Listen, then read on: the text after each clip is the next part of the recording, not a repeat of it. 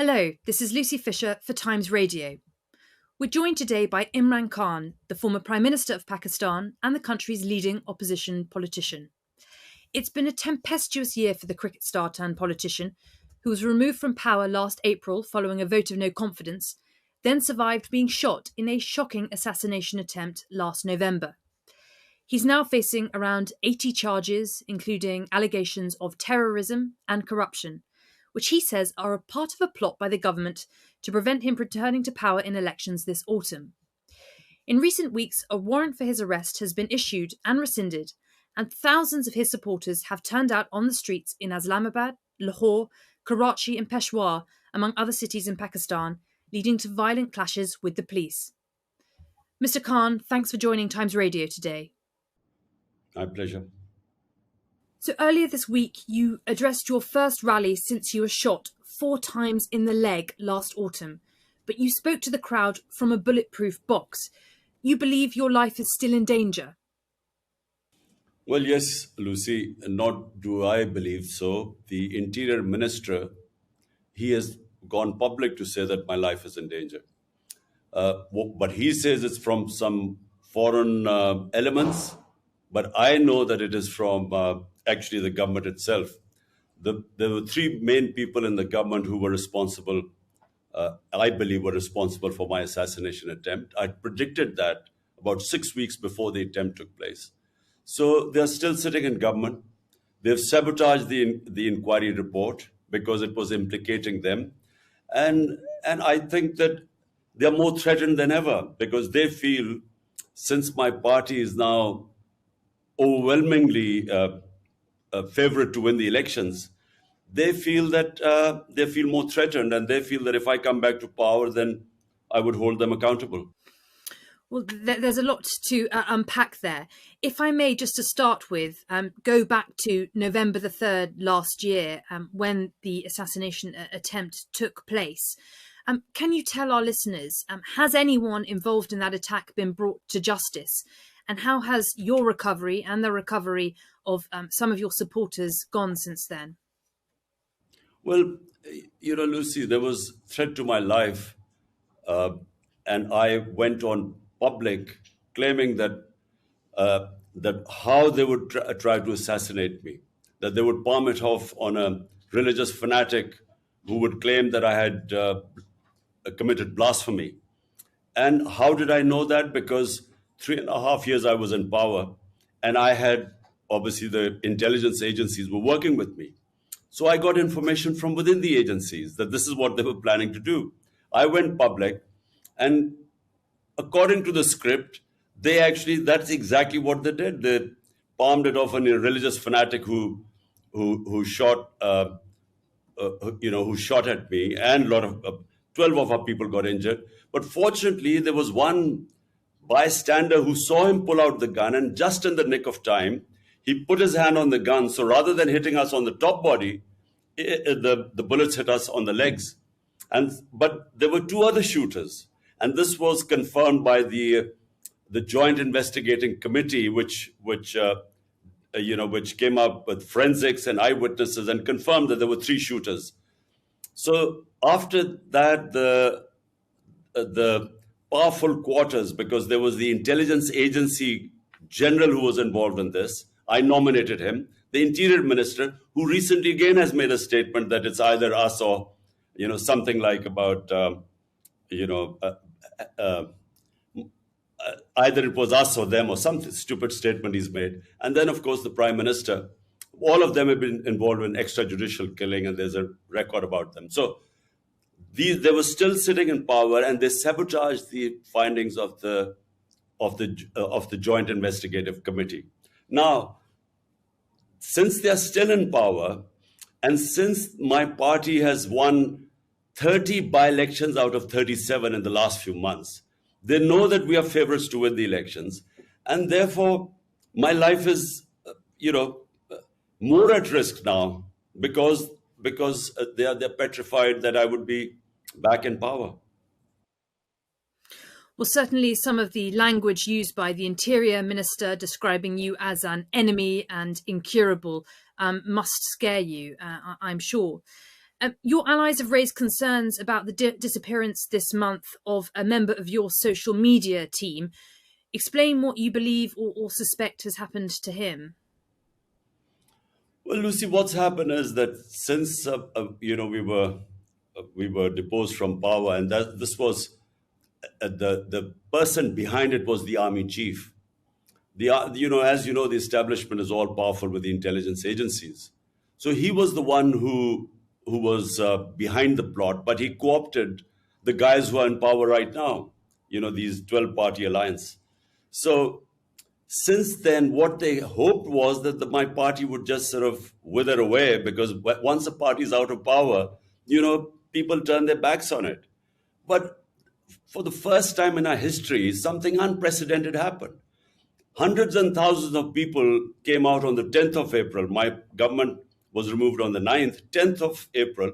Hundreds and thousands of people came out on the streets.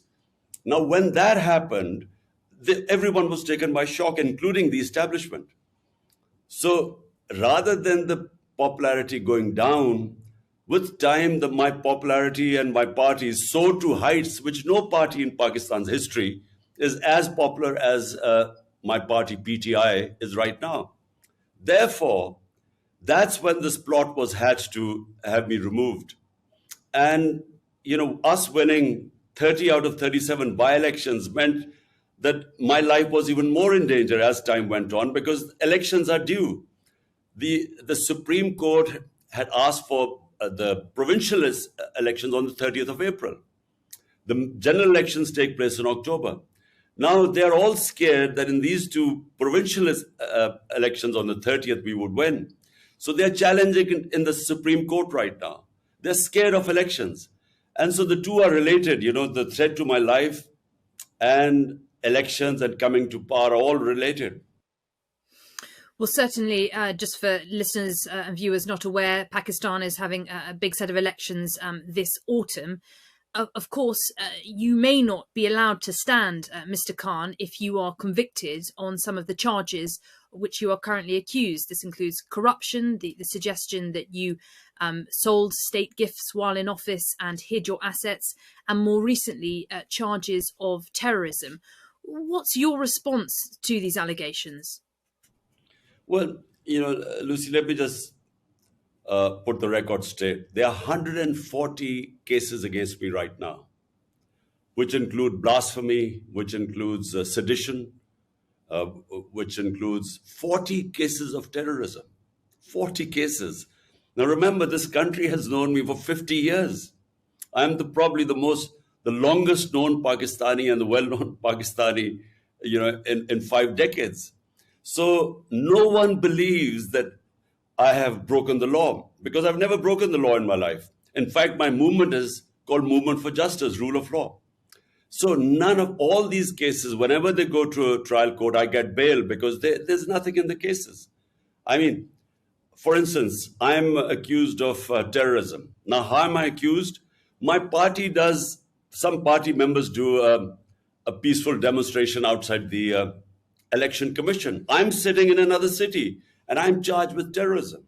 Or I go and make a court appearance. And so there are a lot of followers there. We go in and come out, and there are 3 terrorism cases. So no one believes this. And whenever it goes to court, they get set aside. So your contention is that these are politically motivated cases brought against you? Look, Lucy, never in our history has anyone had 140 cases against me. And the rate it's going, I'm soon about to score my double century. The problem is that, the cases they are slapping against me, no one believes them. Now, for instance, the so-called corruption case, what is it? For 70 years, the law in Pakistan is that whether it's the prime minister, the ministers, or any generals, whenever they get a gift, it has to go to something what is called tosha khana. There, they decide the value of the gift.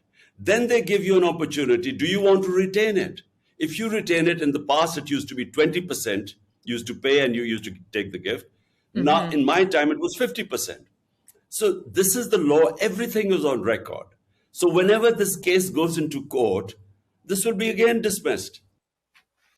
So, as you mentioned, there have been protests when you have been called to court. Your supporters have been out on the streets in cities across Pakistan. There have been violent clashes with the police. What's your message to your supporters now? Would you urge them to eschew violence? Lucy, look, let me correct the record again. My people have never indulged in violence, and I'll tell you why.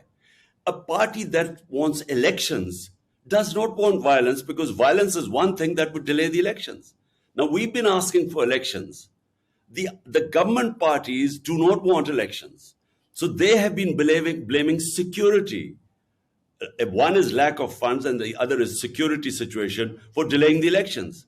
Now, if we were indulging in violence, we would actually be helping the government's narrative about lack of security. So my people have always been told that we do not want to have any clash or any violence. Now, you talked about my social media active, the guy who was my advisor, Azhar Mashwani, then our social media head in the southern province of Sindh. They have both been abducted.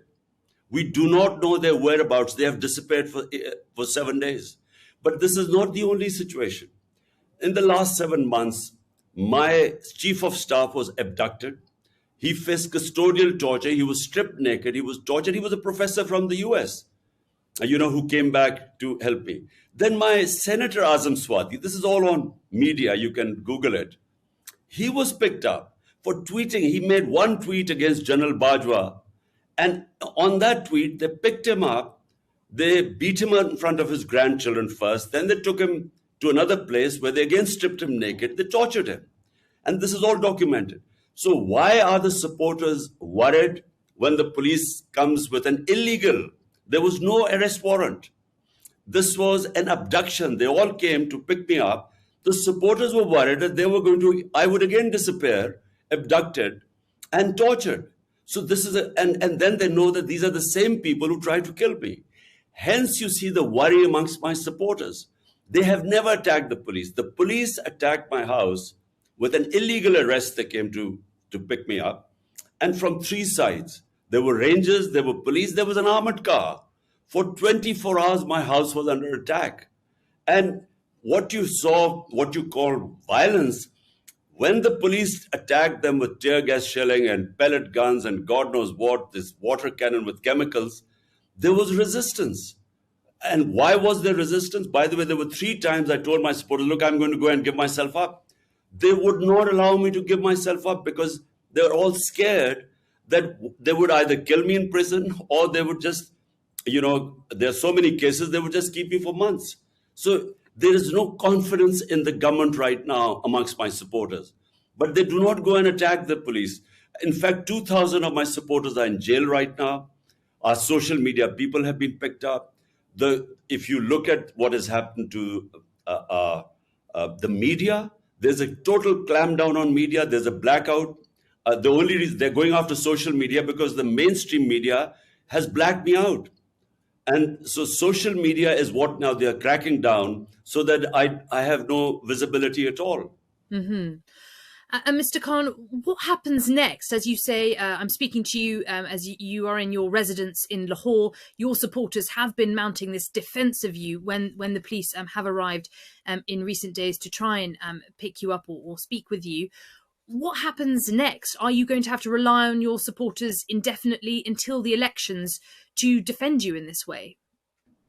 Well, look, the reason why while this whole thing happened was when the police came to pick me up, they asked them, why have you come to pick me up? And they came up with this warrant that they wanted to produce me in court. But the law says that when I gave them an surety, my lawyer gave them a surety guarantee that I would appear in the court, they can't. The law is very clear. There's section 76 of the law, which says if you give them an surety guarantee, they can't pick you up. And as it happened, I went and appeared in front of the court on that date. Okay. So they knew that this was what they were doing was abduction. That's why there was resistance.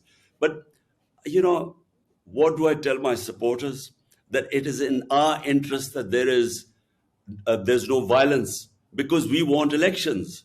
It is in the interest of the government, which is trying to bring the security situation as an excuse to run away from the elections.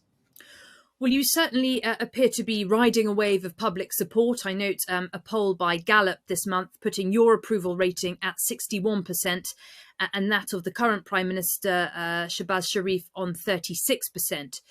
So looking ahead to the elections this autumn, what is your prospectus for government in Pakistan? Sorry, what did you mean? What is my... What are your key policies heading into the elections this autumn, which it looks like you could do very well based on the current polling? Now, Lucy, look, we will sweep the elections, and all the opinion polls say that, and the results of the by-elections, out of 37, we've swept 30, despite the establishment and the entire government machinery helping them. That's why they don't want elections. But look, what we need in Pakistan most of all is rule of law. Look, the difference between rich and poor countries is only one. Rich countries have rule of law and hence prosperity, and our countries are plundered by their own ruling elites because they're above law. This is the struggle, not just in Pakistan. It's in the entire developing world where you find these poor refugees trying to, risking their lives to go to the land of milk and honey like Europe and England. Why? Because there's rule of law. So they have level playing field. In our countries, unfortunately, the elite is above law. And this is the whole struggle going on in Pakistan. They've all ganged up against me. 12 parties have ganged up against me. So the entire political spectrum is on one side, helped by the establishment, which also has always been above law. So this is a struggle for rule of law. And if you have rule of law, then that is what brings prosperity, because it brings investment. Our biggest asset for Pakistan are the overseas Pakistanis, which are 10 million. And their combined GDP is more than the GDP of 220 million Pakistanis. If we can have the enabling environment for them to invest in this country, Pakistan will stand on its own feet. I mean, I'm just giving you a very rough idea that unless you have rule of law, you cannot have prosperity.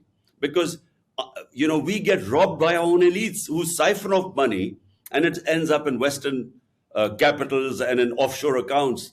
And as I said, it's the problem with, you look at the developing world, it's the same problem everywhere. So restoring rule of law is at the centre of your policy proposals for the country. Just a quick word, if I may, on Pakistan's fairly precarious financial situation. It is on the brink of default. How are you going to restore financial stability to the country? Well, this is, Lucy, the biggest challenge, because we had sort of balanced our economy like most of the developing world. COVID-19 hit us 2 years after 3.5 years, 2 years was managing COVID-19 and its effects. And then, we had the commodity super cycle. Suddenly the energy prices skyrocketed. So not just Pakistan, but most of the developing worlds suffered from balance of payments issues, because when the oil price during our time was between $110 to $115 per barrel, it's come down to $65 to $70. So when the prices went up, so we too had problems. But if you look at the economic survey of Pakistan a year ago, we had the best economic indicators in 17 years of Pakistan's economic history.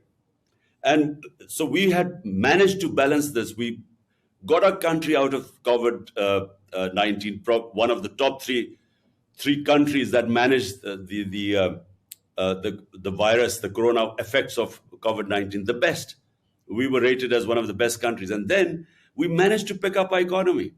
Now, when they pulled the plug, we had overshot all our targets that we had set, whether it was revenue collection, it was exports, it was remittances, it was agriculture and industrial output. So we were doing our best. But what happened was that after that, the new government came in, did not have a plan, markets lost confidence, political instability, because no one knew how, because the government maximum would have lasted for 1.5 years. The elections were this autumn anyway.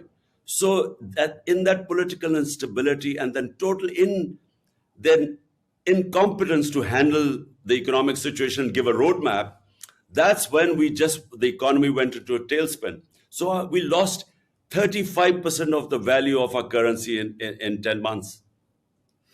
Yeah, well, a lot to sort out on that front, on the financial situation.